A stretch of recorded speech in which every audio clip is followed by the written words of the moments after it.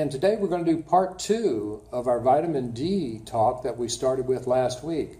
I know there's a lot of information out there on vitamin D today, and I wish there was this much out there 6 years ago when I had my personal situation, as I explained last week.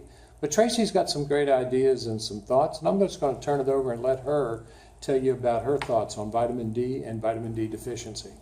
Yeah, you're right, Don. This is like I said last week, a subject that's really all over research right now, and we could talk about this topic forever. What I've found in my latest studies, and some of the research is showing, a lot of the research actually is showing that vitamin D is being linked to all the chronic disease that we see today that are, epidemic proportions. It's actually linked to heart disease. It's linked to cancer. They're making the connection between cognitive decline and Alzheimer's and vitamin D deficiency. Crohn's disease, diabetes, MS, all of these things can be linked to vitamin D deficiency. And something that I stumbled upon recently that was really interesting is that in vitamin D levels of over 50 is associated with a 50% lower risk of breast cancer. And when they up the vitamin D in breast cancer patients, they are 50% more likely to survive. Wow. That's how critical it is. That's impressive.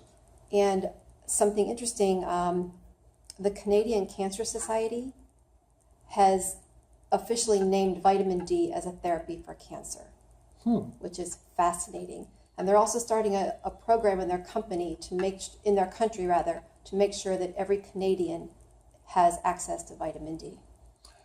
Well, as I know personally, it's important. Right. And I mean, people just don't get it sometimes because it's such a simple thing. Vitamin D, oh, I got plenty of that, no problem. But you know what? The people that I've spoken to over the years, headaches, joint pain, low back pain, sleeping disorders.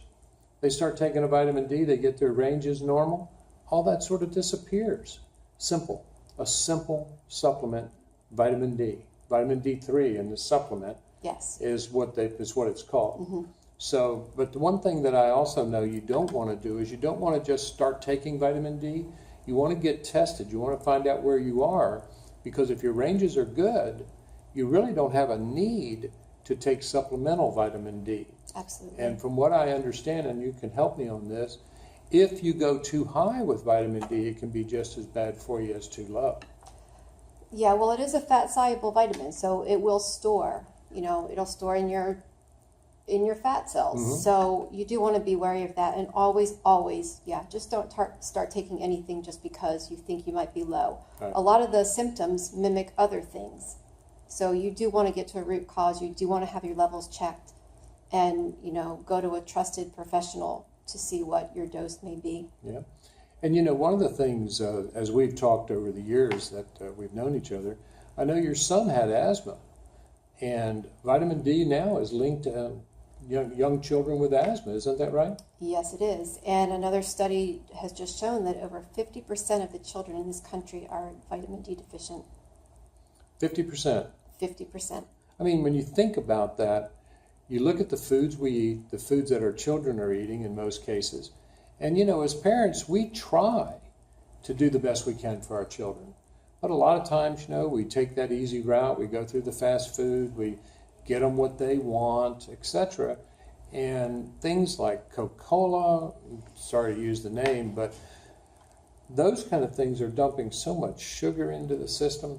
A lot of things start being affected. And vitamin D today, just because of the fact that we're inside so much.